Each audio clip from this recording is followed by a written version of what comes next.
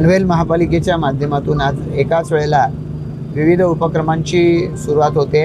आम्ही आता इथं येत असताना वेगवेगळ्या ठिकाणी अत्याधुनिक सुविधांनी युक्त अशा शौचालयांचं उद्घाटन करून आलो आणि आता खारघरमधल्या जी स्मशानभूमी आहे त्या स्मशानभूमीमधलं पर्यावरणपूरक एक अंग त्यांनी नव्यानं सुरुवात केली, ज्याच्यामध्ये खूप कमी प्रमाणामध्ये लाकडं लागतात आणि त्यामुळे एका अर्थानं पर्यावरणाची कमी हानी होते।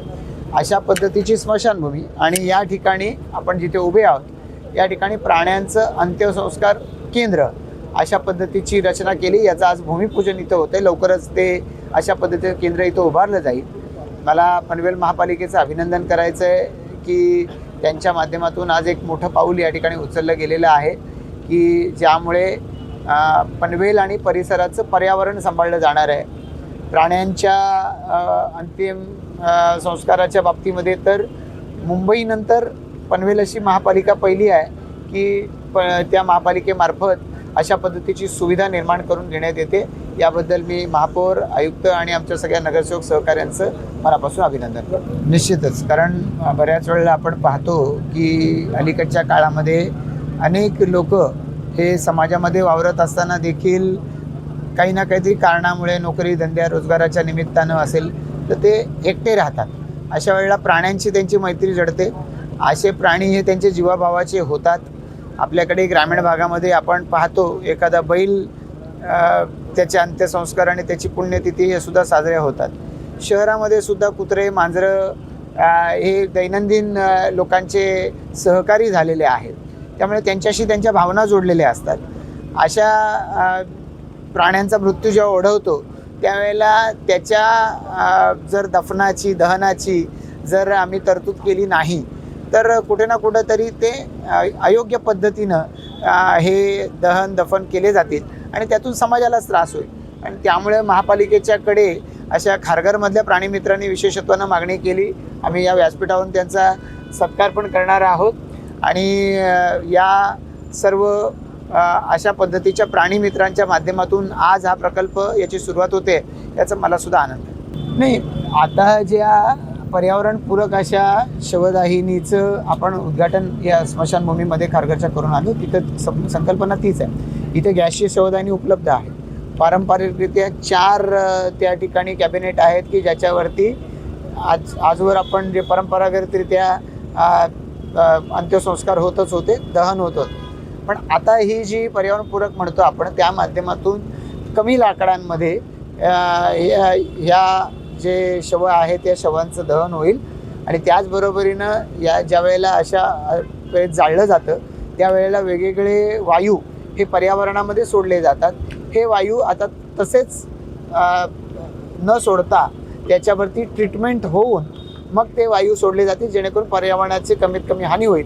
अशा पद्धतीची संकल्पना आहे। पनवेल महापालिकेच्या हद्दीमध्ये 70 पेक्षा जास्त ठिकाणी अशा पद्धतीनं करण्याची तरतूद खरं तर प्रस्तावित आहे आणि मुंबईमध्ये सुद्धा 100 पेक्षा जास्त ठिकाणी याच पद्धतीनं शवदाहिन्या उभारल्या जातात। मला आनंद आहे की पनवेल महापालिकेने या दृष्टिकोनातून वेळेमध्ये पाऊल उचललं। मी पनवेल महापालिकेला धन्यवाद देतो की त्यांनी या दृष्टिकोनातून एक मोठं पाऊल उचललेलं आहे। आपल्याला कल्पना आहे की राज्याचे मुख्यमंत्री सन्माननीय देवेंद्रजी फडणवीस साहेब यांच्या नेतृत्वाखाली अनेक महत्त्वाकांक्षी असे प्रकल्प पनवेल परिसरामध्ये साकारले जात आहेत। त्यामुळे पनवेलचं नाव हे आता जगाच्या नकाशावर येत चाललं आहे। परवा 15 तारखेला आंतरराष्ट्रीय विमानतळ इथं सुरू झालं।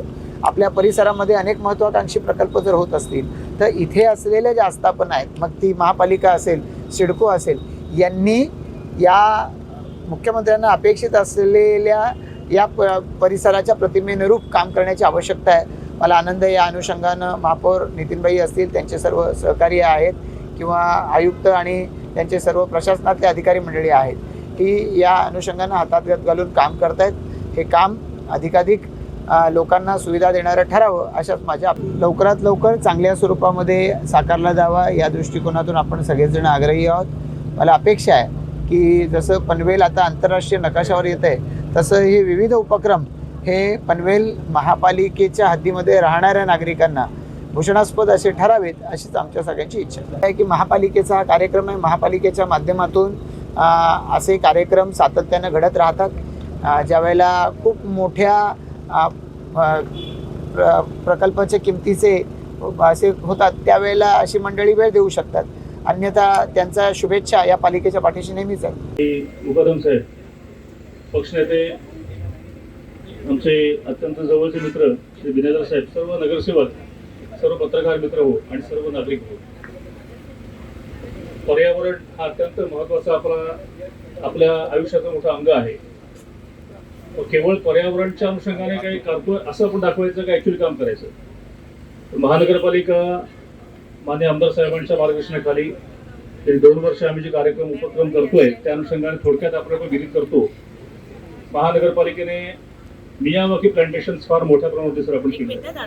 गेल्या वर्षी आपण अप्रॉक्सिमेटली 1,52,000 झाडं लावलेली आहेत आणि ते जगून पण दाखवलेली आहेत.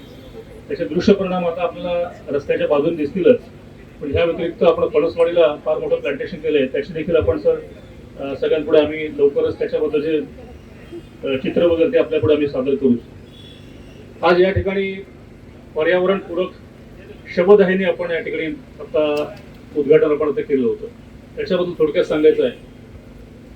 इलेक्ट्रिक शवदाहिनी माहिती आहे आपल्याला, गॅस शवदाहिनी माहिती आहे, परंतु परंपरा, संस्कार, अंत्यसंस्कार म्हणजे स्पेसिफिकली, आणि विज्ञान या सगळ्याची सांगड कशी घालायची याच्या अनुषंगाने हे आपण जे नवीन संयंत्र लावलेलं आहे, जी शवदाहिनी लावलेली आहे ती फार महत्वाची आहे. याच्यामध्ये फक्त 25% लाकडामध्ये आपण संपूर्ण प्रेताचं त्यामध्ये दहन करतो आणि याच्यामध्ये अत्याधुनिक आपण स्क्रबर्स पण लावलेले आहेत, जेणेकरून वासाचा जो त्रास होतोय किंवा जे NOx, SOx हे जे वायू त्यामध्ये बाहेर पडतात प्रदूषणाच्या अनुषंगाने जे घातक असतात ते पूर्णपणे स्क्रबिंग केलं जातं त्याचं. आणि कुठल्याही स्वरूपाचे घातक वायू या आणि PPMच्या अनुषंगाने हे जे आता आपल्याला वारंवार शासनाच्या सूचना येतात त्या अनुषंगाने पर्यावरणामध्ये जे घातक PPM म्हणजे द्रव्य जे असतात आपली ती बाहेर उत्सर्जन होणार नाही याची आपण त्याच्यामध्ये पूर्णपणे दक्षता घेतो.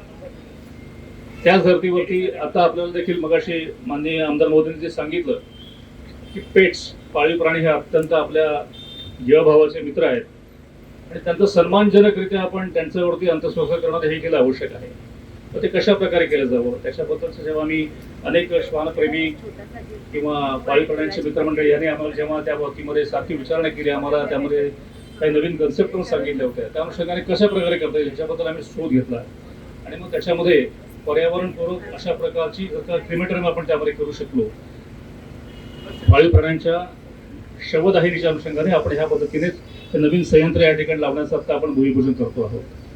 जास्तीत जास्त पर्यावरणाचं रक्षण कशा प्रकारे करता येईल, त्या अनुषंगाने होणारं उत्सर्जन कसं कमी करता येईल त्या अनुषंगाने हे महानगरपालिकेने राबवलेला हा दुसरा उपक्रम आहे, परंतु हा अत्यंत आपल्या दृष्टीने आवश्यक आहे.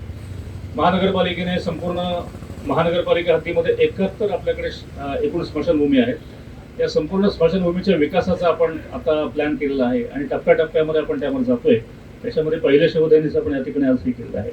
धन्यवाद. च्या वतीने आज विविध ठिकाणी आयोजित केलेल्या लोकार्पण आणि भूमिपूजन सोहळ्यासाठी आपणामध्ये आवर्जून उपस्थित असलेले आपण सर्वांचे नेते माननीय आमदार प्रशांतजी ठाकूर साहेब, या इथे पनवेल महानगरपालिकेचे सन्माननीय आयुक्त मंगेशजी चितळे साहेब, या इथे सभागृह नेते ॲडव्होकेट प्रकाशजी बिनेदार साहेब, या इथे सन्माननीय उपमहापौर सौ प्रमिलाताई पाटील, या इथे स्थायी समिती सभापती बबनजी मुकादम साहेब, या इथे महिला व बाल कल्याण सभापती सौ ममताताई म्हात्रे, या इथे या मंडळाचे अध्यक्ष नगरसेवक प्रवीणजी पाटील, आमचे जिल्ह्याचे उपाध्यक्ष रविशेठ पाटील, गणेशजी शेटे साहेब अतिरिक्त आयुक्त, या इथे सर्व सन्माननीय सहकारी नगरसेवक, भगिनी नगरसेविका, उपस्थित नागरिक बंधू आणि भगिनींनो, अत्यंत छोटेखानी आज पनवेल महानगरपालिकेने कार्यक्रम आयोजित केलेले होते, परंतु कार्यक्रम किती मोठा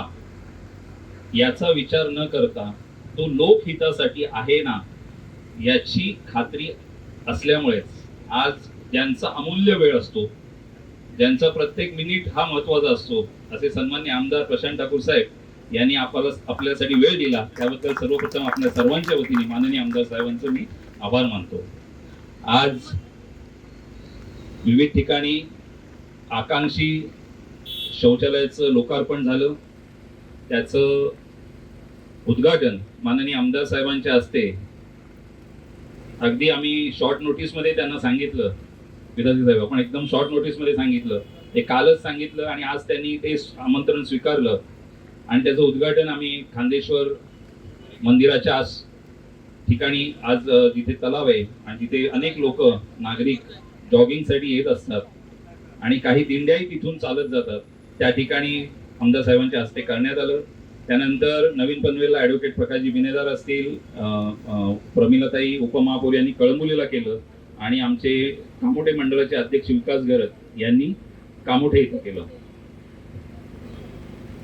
दुसरं जे माननीय आयुक्त साहेबांनी सांगितलं की दुसरा जो लोकार्पण सोहळा होता तो खारघर येथे आपण हिंदू स्मशानभूमीचा पर्यावरणपूरक हिंदू स्मशानभूमीचं आपण लोकार्पण केलं आणि तिसरं आपण हे प्राण्यांसाठीचं जी स्मशानभूमी बनवतोय त्याचं आज भूमिपूजन आपण इथे केलं.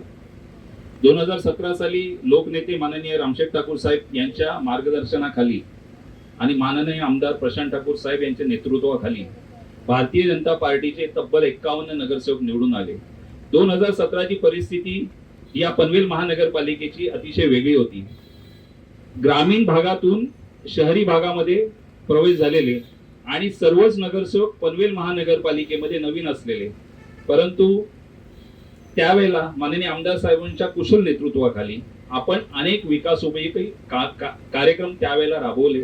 अनेक अडचणी होत्या त्यावेळेला, सिडकोची अडचण होते, इतर संस्थांची अडचण होती, पण या सर्वांवर मात करत अथक म्हणजे त्यांनी जी प्रबळ इच्छाशक्ती दाखवली आणि अथक परिश्रम घेतले आणि त्यांना साथ दिली त्यांचे धाकटे बंधू आमचे माजी सभागृह नेते परेश ठाकूर साहेब यांनी आणि सर्वच सहकारी नगरसेवकांनी त्यावेळेला सगळ्यांनी अगदी खांद्याला खांदा लावून अतिशय चांगलं काम केलं. त्याचाच परिणाम म्हणून 2026 साली भारतीय जनता पार्टीचे 55 आणि महायुतीचे 4 असे 59 म्हणजे पनवेलकरांनी मोठ्या प्रमाणात विश्वास ठेवला आणि आपण या सत्तेमध्ये बसल्यानंतर कोण पदाधिकारी महापौर बसला, कोण उपमहापौर बसला, कोण सभागृह नेता बसला, कोण स्थायी समिती ह्याचा विचार न करता आजही इथे आमचे अर्धे सहकारी खाली बसलेत, पण असं कोणाला अभिमान नाही की मला वर नाही बसवलं.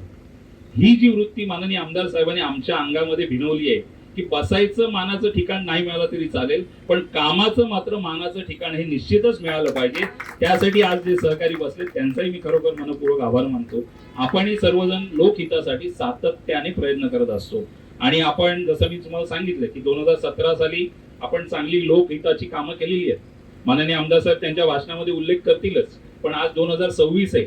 आपण आता पनवेल शहर आंतरराष्ट्रीय दर्जाचं शहर बनण्याच्या दृष्टीने आपण या इथे सुरुवात केलेली आहे. आज आयुक्त चितळ साहेब इथे बसलेले आहेत, त्यांनी सुद्धा अनेक योजना आपल्याला पाण्याची असेल, अनेक इन्फ्रास्ट्रक्चर असतील, त्यासाठी कसं फंडिंग आणावं याचं मार्गदर्शन आणि त्याचे प्रयत्न सुद्धा आयुक्त साहेब हे त्यांचे सर्व सहकारी करतायत आणि आपण सुद्धा सर्व सहकारी नगरसेवक आम्ही अनेक आमदार साहेब आम्ही जेव्हा आम्ही लोकांमध्ये जातो, अनेक दौरे आम्ही सुरू करतो, तेव्हा आम्ही लोकांना सुद्धा आवाहन करतो की आपणही आपल्या सूचना आम्हाला सांगाव्यात.